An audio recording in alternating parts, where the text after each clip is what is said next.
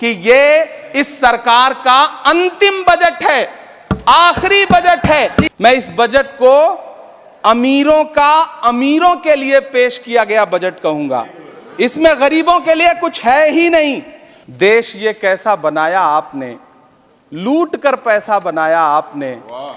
देखिए जलते दिए भी बुझ गए, अजब दीपक राग गाया आपने। नौकरी मांगने वाले नौजवानों पर लाठियां बरसाने वालों, आपने इस बजट में युवाओं को क्या दिया? भाजपा शासित राज्यों के बुलडोजर न सिर्फ लोगों के घरों को उजाड़ रहे हैं, बल्कि कुचल रहे हैं लोकतंत्र को, संविधान को, अदालतों के मेयार को। झील में पानी बरसता है हमारे देश में, खेत पानी को तरसता है हमारे देश में, जिंदगी का हाल खस्ता है हमारे देश में, दूध महंगा खून सस्ता है हमारे देश में।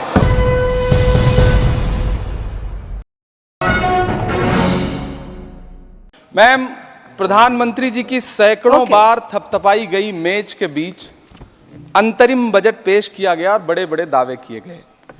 देश ये कैसा बनाया आपने, लूट कर पैसा बनाया आपने। देखिए जलते दिए भी बुझ गए, अजब दीपक राग गाया आपने। मैम, पूरा सदन अमृत काल के बजट की चर्चा कर रहा है, मैं तो गरीबों की रोटी और दाल के बजट की चर्चा करूंगा। तुम्हारी फाइलों में गांव का मौसम गुलाबी है, मगर ये आंकड़े झूठे हैं, ये दावा किताबी है। मैं इस बजट को अमीरों के लिए पेश किया गया बजट कहूंगा। इसमें गरीबों के लिए कुछ है ही नहीं। नौकरी मांगने वाले नौजवानों पर लाठियां बरसाने वालों, आपने इस बजट में युवाओं को क्या दिया? आपने पुरानी पेंशन बहाली की मांग करने वालों को क्या दिया? सालों से अपने लिए छत तलाश रहे लोगों को आपने इस बजट में क्या दिया? कुछ नहीं। और फिर आपको पूरी उम्मीद है कि पूरा देश आपके इस पेश किए गए बजट पे लहालोट हो जाए, तालियां पीटे, मंगल गान गाए। कैसे संभव है? मैं सदन में खड़ा होकर के इस बजट पे चर्चा करते हुए कहना चाहता हूं कि इस बजट में फुटपाथ पर रहने वाले, छप्परों में रहने वाले, झुग्गियों में रहने वालों के लिए क्या है, उनके लिए क्या है जो प्रधानमंत्री के किए गए वायदों की बाट जोह रहे हैं। हर साल फरवरी की खूबसूरत सुबह और सजी हुई संसद से बरसते हुए झूठे वायदों की जवाबदेही कौन तय करेगा? कौन बताएगा कि 2022 में प्रधानमंत्री जी जो सबको पक्का मकान देने वाला वायदा किए थे उसका क्या हुआ? लोगों के सरों पर छत देने वाले प्रधानमंत्री जी के जुमलों से अलग उन्हें यह क्यों नहीं दिखता कि राज्यों में बैठे हुए उनके नुमाइंदे लोगों के सरों की छतें उजाड़ रहे हैं? उत्तर प्रदेश हो, असम हो, जम्मू कश्मीर हो, मध्य प्रदेश हो, भाजपा शासित राज्यों के बुलडोजर न सिर्फ लोगों के घरों को उजाड़ रहे हैं, बल्कि कुचल रहे हैं लोकतंत्र को, संविधान को, अदालतों के मेयार को। मैम, मैं आंकड़ों की बाजीगरी से अलग हट करके इस बजट पर एक बात कहना चाहता हूं। आंकड़े तो ऐसे हैं इस बजट के, ये कह रहे हैं 4 करोड़, वित्त मंत्री जी 3 करोड़ कहती हैं, प्रधानमंत्री जी 4 करोड़ कहते हैं। पहले तो आप इस झूठ में ही आपस में ही सलट लीजिए कि 4 करोड़ सही है या 3 करोड़ सही है। मैं आंकड़े तो ऐसे हैं इस बजट के मैम कि जो सुने वो बस पथराई आंखें लेकर किंग कर्तव्य विमूढ़ हो जाए।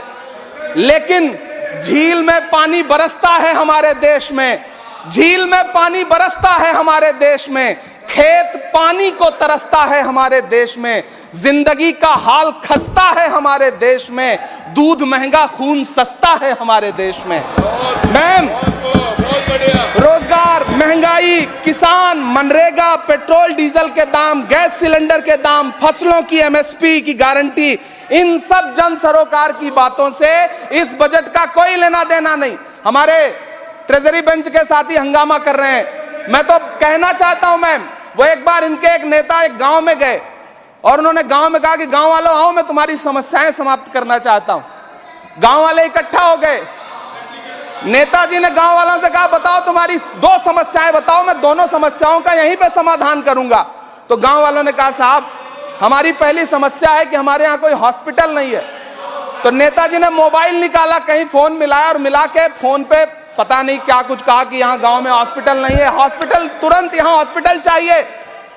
गांव वाले खुश हो गए कि 1 मिनट में यहाँ हॉस्पिटल आ रहा है। अगली समस्या के बारे में उन्होंने, नेताजी ने गांव वालों से कहा कि मैंने आपकी पहली समस्या समाप्त कर दी, दूसरी समस्या बताओ। तो गांव वालों ने कहा साहब इस गांव में कोई भी मोबाइल का नेटवर्क ही नहीं है। ये है इनके काम करने का तरीका, ये है झूठ बोलने का तरीका। इन्होंने वायदे किए बड़े बड़े, जो 10 साल के इनके वायदे हैं, मैं उनके बारे में बात करूंगा। वायदों से ज्यादा इनके नारों पे बात करूंगा। पहला नारा था बहुत हुई महंगाई की मार, अब की बार मोदी सरकार। आइए इस नारे की समीक्षा करते हैं। पेट्रोल, डीजल, गैस, ये तो बड़ी बड़ी बातें हैं। आटा, चावल, दूध, दही, पनीर, छाछ, सब चीज पे जीएसटी। अरे ये फिल्में टैक्स फ्री करने वाले लोग कफन तक पर जीएसटी लगा रहे हैं और ये गरीबों की बात करते हैं। मैम ये सरकार झूठ की सरकार है। ये सरकार के जितने दावे हैं सब खोखले हैं। आज प्रधानमंत्री जी कह रहे थे सबका साथ सबका विकास। ये कैसा सबका साथ सबका विकास है कि मौलाना आजाद नेशनल फेलोशिप आपने बंद कर दी, आपने माइनॉरिटी डिपार्टमेंट का बजट घटा दिया। आप कह रहे हैं सबका साथ सबका विकास। आप बात करते हैं बेटी बचाओ बेटी पढ़ाओ। हमारी आंखें हाथरस से लेके कठुआ से लेकर के और देश की जंतर मंतर की सड़क वो देख रहे हैं, जब हमारी ओलंपिक पदक लाने वाली बेटियों को प्रधानमंत्री की चौखट पे अपना मेडल रख देना पड़ रहा है। इससे शर्मनाक क्या हो सकता है। मैम कृषि विकास दर जो 2014 में 4.6% थी, इस वर्ष गिरकर 1.8 कैसे हो गई? क्यों हर दिन 31 किसान आत्महत्या करने को मजबूर हैं? ये सरकार उन पर क्यों बात नहीं करती? कीमत तो बहुत बढ़ गई शहरों में धान की, लेकिन विदा ना हो सकी बेटी किसान की। मौका मिला तो लोगों ने कुर्सी के वास्ते तस्वीर ही बिगाड़ दी हिंदुस्तान की, और आज बड़ी बड़ी बातें कर रहे हैं। मैं यहां पर आपसे खड़ा होकर के मैं अंत में इतना कहना चाह रहा हूं कि वित्त मंत्री जी ने बजट में ट्रेनों के डिब्बे को वंदे भारत कोच में बदलने का एक प्रस्ताव रखा अपने भाषण में। ठीक है, ये सुनने में कानों को बहुत अच्छा लगता है, लेकिन मैम ये सरकार ट्रेनों की सुरक्षा के बुनियादी मुद्दों पर एक शब्द नहीं बोलना चाहती। बालासोर हादसे में घायल हुए लोगों की चिता की राख अभी तक ठंडी नहीं हुई है। वंदे भारत के वीडियो पोस्ट करने वाली ये सरकार कभी भारत की जनरल डिब्बों की, रेलवे के स्लीपर क्लास डिब्बों की वीडियो अगर पोस्ट करे ट्विटर पे तब समझ में आए। बिहार से, इलाहाबाद से, लखनऊ से दिल्ली आने वाली, मुंबई जाने वाली ट्रेनें देख लीजिए, उनकी हालत देख लीजिए, तो आपको लगेगा कि ये वही ट्रेनें हैं। आज स्थिति ये है कि रेलवे स्टेशन तो छोड़िए, रनवे पर खाना खिला रही हैं आपकी प्राइवेट एयरलाइंस। अभी आपने जुर्माना लगाया है, नोटिस दिया है एक एयरलाइंस को। यह स्थिति आपने करके रख दी है ट्रेनों की, एयरलाइंस की।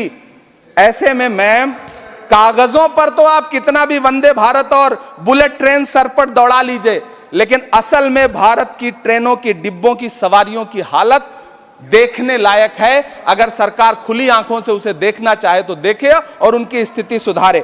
आज अपने प्रधानमंत्री जी ने अपने भाषण में यहां खड़े होकर कई बार न्यू मिडिल क्लास की बड़ी चर्चा की, न्यू मिडिल क्लास जनरेट करेंगे। लेकिन मैं तो यहां खड़ा होकर के सरकार से कहना चाहता हूं कि न्यू मिडिल क्लास का जुमला अपने पास रखिए। यह बताइए कि जो पुराना मिडिल क्लास है उसके साथ आप कैसा व्यवहार कर रहे हैं। आज उसकी स्थिति क्या है?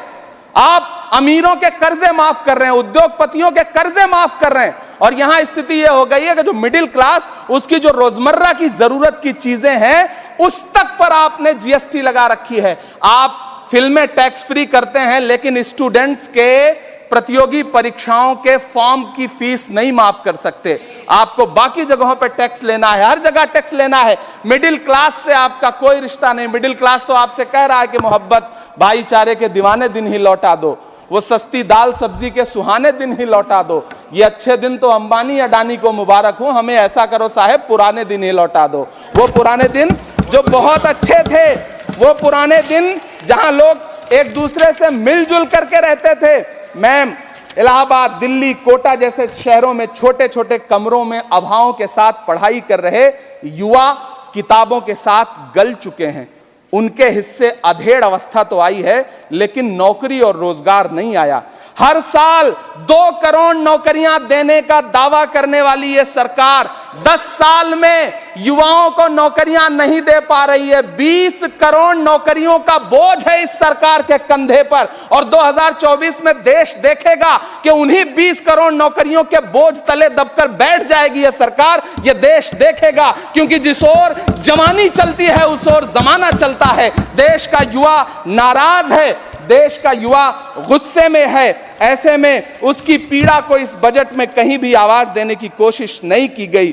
मैं आपके बीच खड़ा हूं, मैं तो वित्त मंत्री जी का भाषण सुन रहा था। यह कहा जा रहा था यह अमृत काल का बजट है, यह अमृत काल का बजट है। यह कौन सा बजट है यह बाद में तय होगा, लेकिन मैं इतना जानता हूं कि यह इस सरकार का अंतिम बजट है, आखिरी बजट है। इसके बाद न्याय का बजट पेश होगा, जिसकी चर्चा राहुल गांधी जी पूरे देश में कर रहे हैं।